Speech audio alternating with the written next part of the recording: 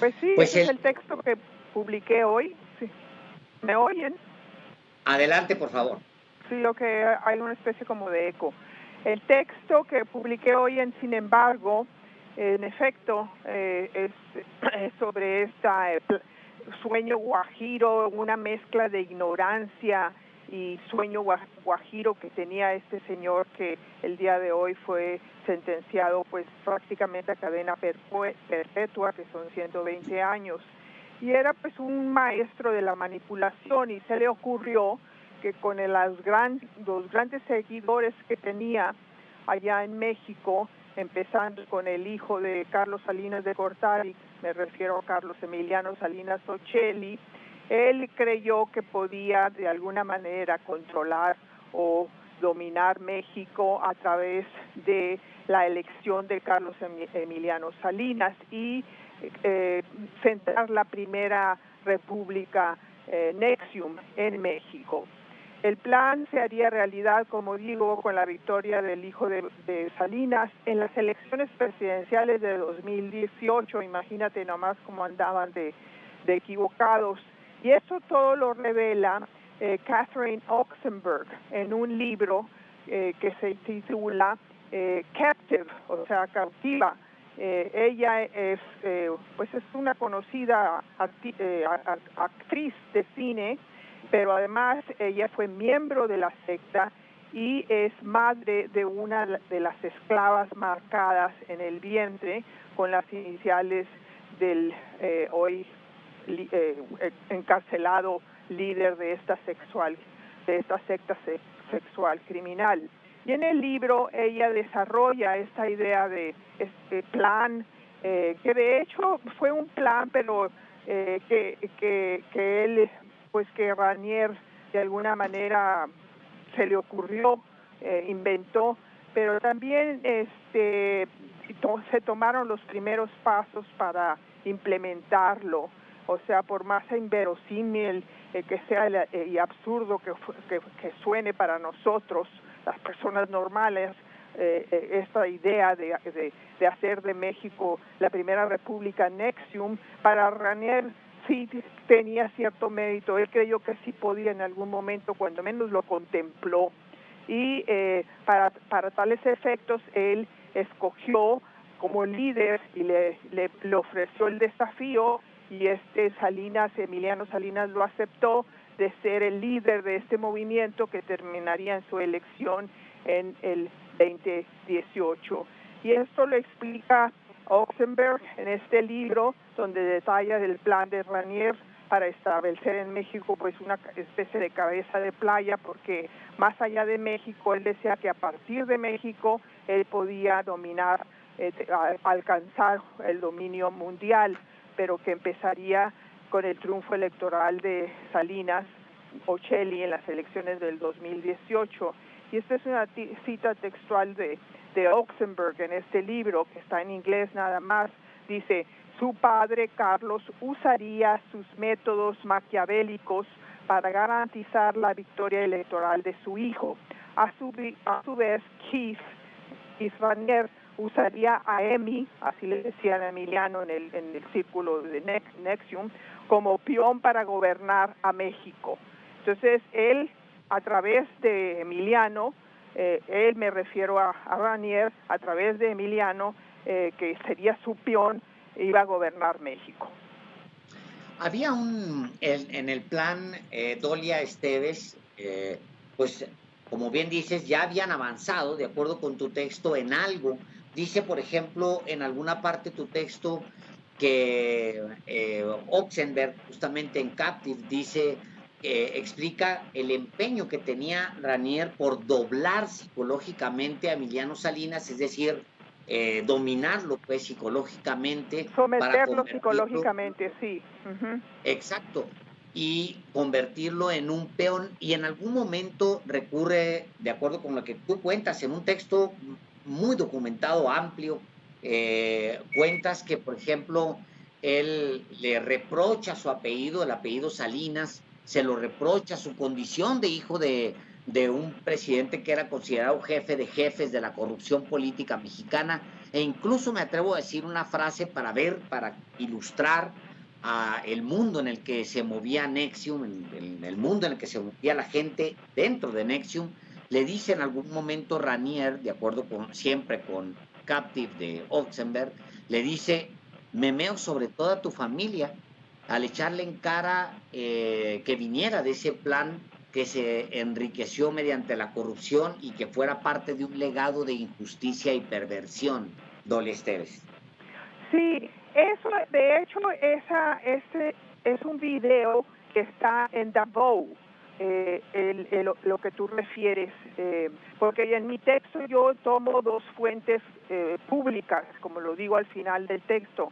En primer lugar está el texto de Oxenberg, su libro Captive, pero además está la docuserie que ya concluyó el domingo antepasado, que se llama Davao y que se transmitió desde agosto. Fueron 9 episodios por HBO.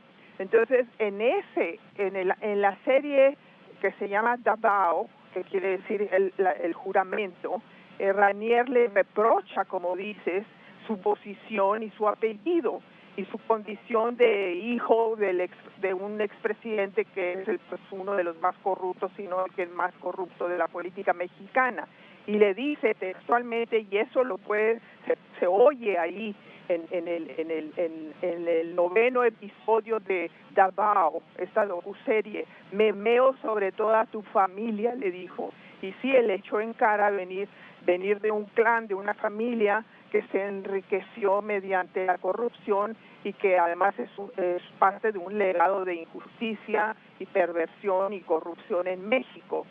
Y en esta serie, particularmente en el capítulo último, que es el 9º, fue muy exitoso el documental, tan es así que el próximo año van a sacar la segunda temporada y ahí puede salir todavía más conexiones con México. Se publican unos videos inéditos que jamás habíamos visto, donde sale la hija de Junco, el dueño de Reforma, esta mujer Rosa Laura Junco, sale Javier Gileta, alto funcionario de la Secretaría de Relaciones Exteriores, y salen muchos rostros más de mexicanos que no sabemos quiénes son porque yo no los identifico. A lo mejor en México hay gente que los conoce. Alguien me dijo que el grupo más grande era de regiomontanos, de gente de Monterrey, lo cual tiene sentido, porque cuando Ranier huyó, cuando ya el FBI lo estaba cazando, él huyó en noviembre del 2017, se fue directamente a Monterrey, y de Monterrey se fue a Puerto Vallarta. Lo arrestaron Puerto Vallarta, donde lo arrestaron finalmente en marzo. Entonces, hay mucha conexión mexicana. Y una de las cosas una de las cosas que dice en Davao, citando a Mark Vicente, que era un ex alto líder de Nexium y que se entregó al FBI y a cambio de impunidad le dio toda la evidencia, y gracias a él y a otros desertores se pudo armar un caso criminal contra él. Pero él dice en Davao, presionó mucho a Emiliano sobre el poder y la corrupción de su familia. Él atestiguó esa presión y lo firmó y está en Davao. Y no nada más lo reprochó a Emiliano, sino se lo reprochó a todos los mexicanos que al parecer eran hijos de familias acaudaladas. Incluso les dijo, hay gente en México dispuesta a trabajar largas jornadas por $10, mientras que ustedes, los niños ricos que heredaron riqueza sin hacer nada, gastan $10 en una bebida en un bar. En tu texto que publicas el día de hoy en el diario digital, sin embargo, Dolia, efectivamente mencionas a otros personajes que aparecen en este documental. Una de ellas, efectivamente, es Rosa Laura Junco, cuyo padre es el dueño de uno de los periódicos más grandes de México. Este entrecomillado es de Mark Vicente, obviamente en referencia al Grupo Reforma, que edita El Norte de Monterrey Reforma de la Ciudad de México y Mural de Guadalajara. Y tú retomas que Junco, Rosa Laura Junco, fue cofundadora de los Cuchillos de Aristóteles, un subgrupo de miembros con experiencia en medios con la misión de contraatacar la cobertura negativa sobre NXIVM. Y en el juicio de Ranier, se establece que esta mujer, Rosa Laura Junco, pues reclutó a otras dos. Es un personaje muy relevante, pues por la vinculación justamente con su padre, y no solamente eso, sino por las campañas que se establecieron contra, por ejemplo, quien comenzó a revelar información de esta secta, Saratini, otro mexicano. Sí, sí, así es. Rosa Laura Junco, su nombre salió, incluso está en la fotografía de las 9 mujeres que eran las que integraban esta cuestión que se llama DOS, que era la secta de mujeres esclavas, que en latín quiere decir Dominus o Sectius Sororium, y las iniciales son DOS, y eran las mujeres miembros de esta subsecta secreta que controlaba Ranier, y a las que marcaron con sus iniciales.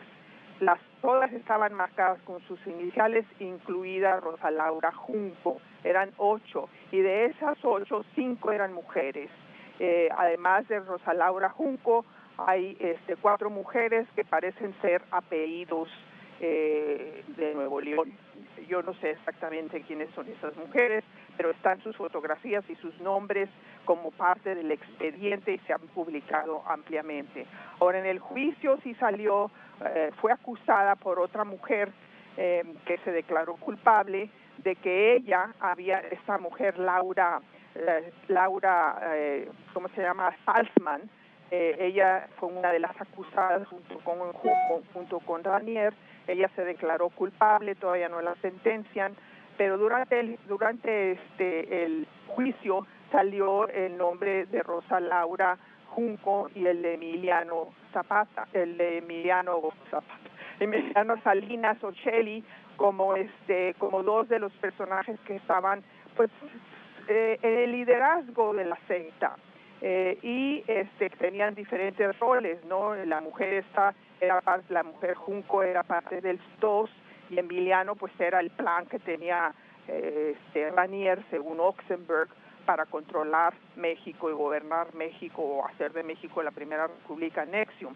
Pero significativamente ninguno de ellos dos, a diferencia de 6 más, fueron acusados. Ningún mexicano fue acusado, a pesar de que se pudieron haber hecho pues un expediente contra ellos, pero ni Junco ni Emiliano Salinas, ninguno de los dos fue imputado judicialmente. Ni otro personaje mexicano que hoy es pues servidor público de alto nivel en México. Me refiero a Javier Gileta, director general de vinculación con organizaciones de la sociedad civil de la Secretaría de Relaciones Exteriores. Ni él ha sido vinculado.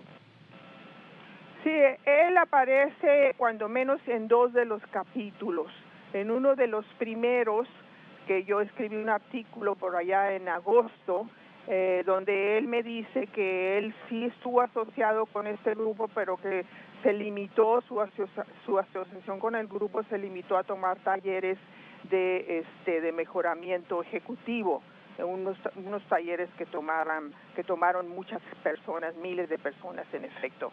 Pero a mí me sorprendió que en el episodio 8, que se transmitió el 11 de octubre, Gileta escucha a Ranier dar una airada arenga misógina a los miembros de una subsecta, otra subsecta, que se llamaba la Sociedad de Protectores o SOP, y era exclusivamente de varones. Y ahí Ranier le dice al grupo de hombres, esto está todo en el episodio 8 de The Vogue, ahí lo pueden ver, está todo documentado. Ahí le dice al grupo de hombres, entre los que está Gileta, funcionario de la Secretaría de Relaciones Exteriores, que el odio que sienten por las mujeres se justifica, que los hombres sienten por las mujeres se justifica en tanto que son seres de inteligencia menor, o sea, las mujeres, quejumbrosas, engreídas, mimadas, dependientes y chantajistas.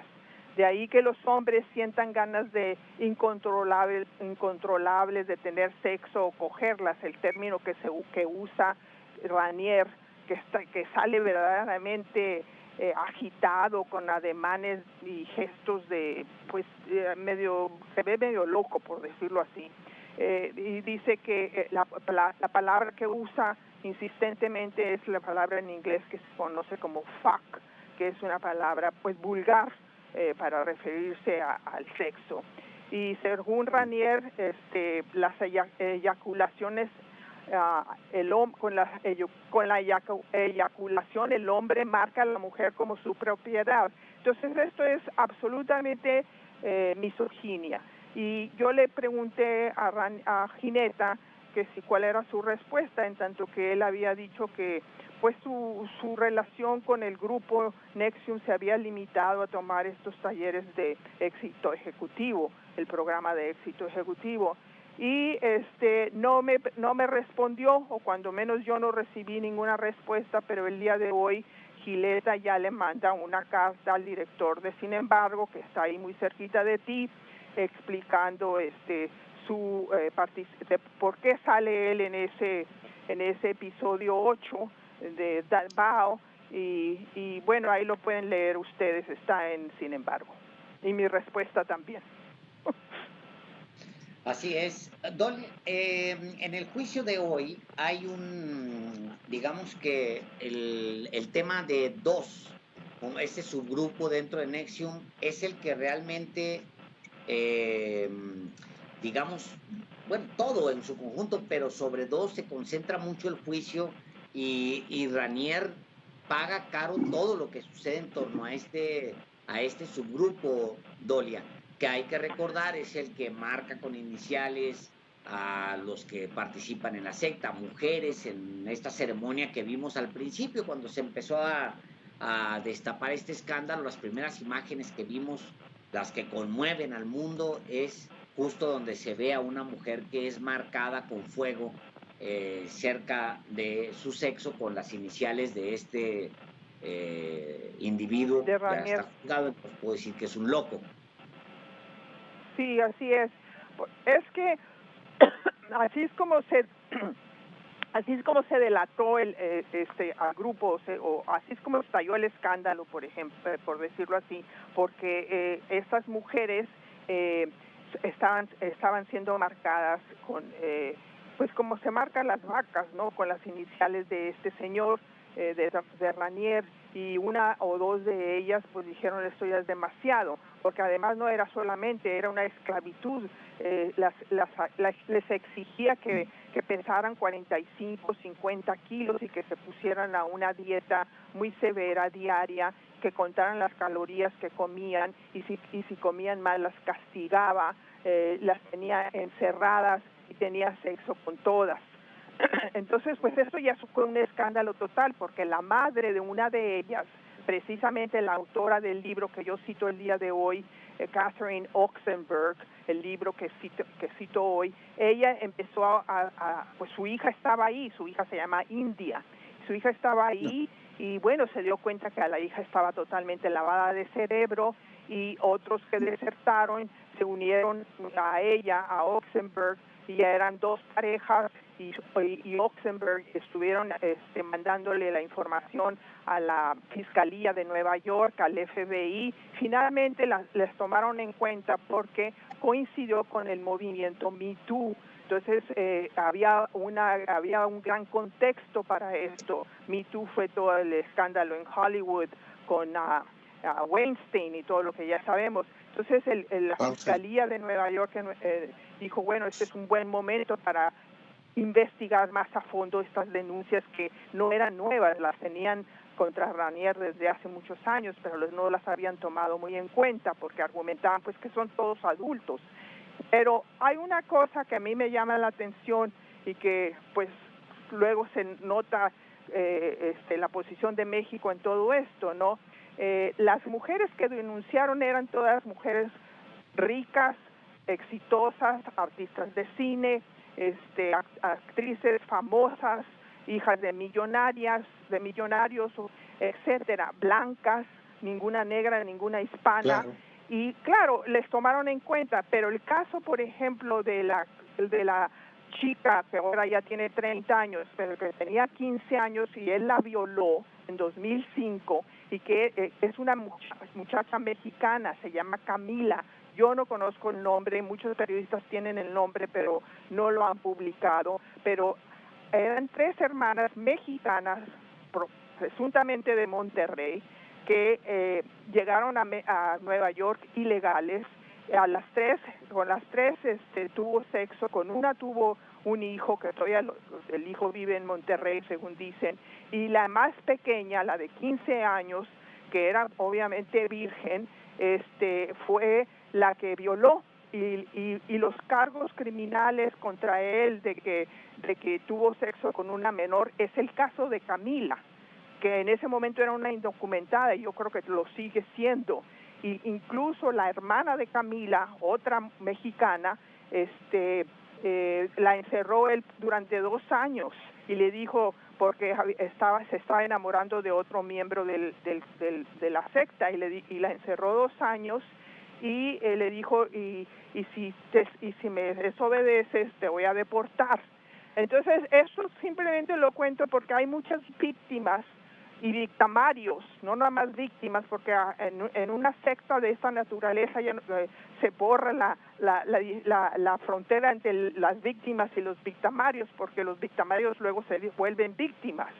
Hay muchos mexicanos, e incluso el ejemplo de estas 3 mujeres que menciono, la Camila, la hermana Daniela y la otra hermana que no sé cómo se llama porque no han dicho, que no llamaron la atención de los fiscales ni de los medios de comunicación aquí en Estados Unidos, porque todo se enfocó desde el punto de vista y el ángulo estadounidense. Y hay un gran ángulo mexicano, político, humano, de género, que desconocemos totalmente, Alejandro. Claro. Pues ya, sin embargo, el día de hoy fue declarado culpable, fue sentenciado este personaje y su delirante idea de establecer en México una república Nexium a través de Emiliano Salinas Ocelli, hijo de Carlos Salinas de Gortari. Dolia Esteves, una vez más, muchísimas gracias por informarle al auditorio sobre este asunto y tantos otros. Muchísimas gracias una vez más. Gracias a ustedes y buenas noches. Buenas noches, Dolia. Muy buenas noches, Dolia Esteves. Vamos a una breve pausa, Alejandro, y volvemos.